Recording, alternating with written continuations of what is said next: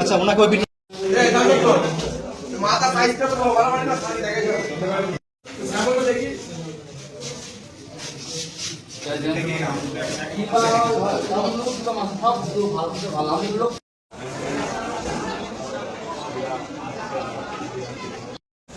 টিচাররা ছিল, আমরা একসাথে তাদেরকে ধাওয়া দেওয়ার পরে তারা ছত্রভঙ্গ হয়ে যায় এবং পরবর্তীতে ওর এলাকার পরিবেশ এখন শান্ত।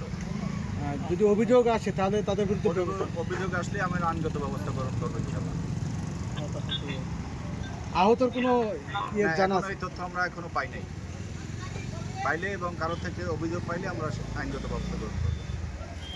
ধন্যবাদ ভাই, থ্যাংক ইউ। 2 মিনিটের